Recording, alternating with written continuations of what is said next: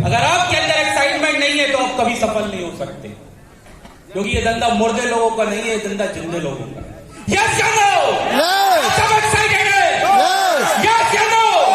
तो बस एक गधे की स्टोरी सुनाना चाहूंगा और इसे एंड करना चाहूंगा। एक गधा होता है, राइट? एक गधा होता है। गधा का मतलब अगर आप संधि विच्छेद करेंगे तो गलत धारणा है। बहुत सारे लोगों को इस बिजनेस में गलत धारणाएं होती हैं।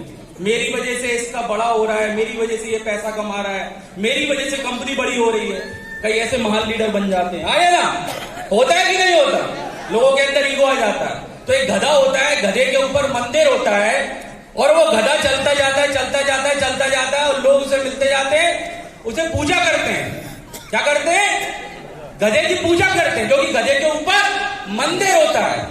और वो निकलता जाता है, उसे पूजा करते हैं, उसे खाना पीना खिलाते हैं, उसकी सेवा पानी करते हैं और हफ्ते भर तक वो ऐसे ही चलता रहता है और मस्त मौला की तरह चलता रहता है, कोई टेंशन नहीं।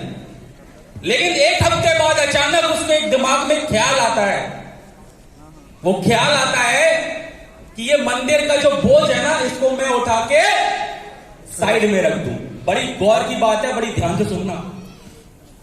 इस मंदिर को उठा के मैं साइड में रख दूं और वो मंदिर को उठा के साइड में रख देता है और अकेले चलता है। और जैसे ही चलता है, जैसे ही चलता है, वैसे जूता चप्पल सब कुछ पड़ने लगता है। अब इस बात आपको समझ में आएगी दोस्त। गधे को समझ में आता और रियलाइज होता है कि मेरी वक्त नहीं थी, इस मंदिर की वक्त थी।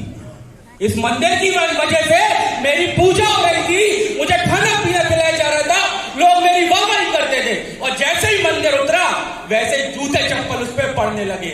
ऐसे ही दोस्त जो हमारी कंपनी है वो और जिस दिन से इसका हाथ आपके ऊपर छोड़ गया, आप दुनिया से उड़ जाओगे।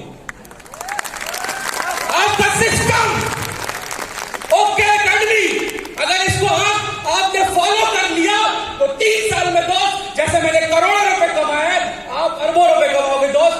आपके पे आउट महीने के 1-1 करोड़ रुपए के होंगे। बस भरोसा रखना और इस सिस्टम को फॉलो करना। अकलमंदी नहीं दिखाना कि मेरी वजह से अपलाइन का पैसा आता है, मेरी वजह से कंपनी बड़ी होती है।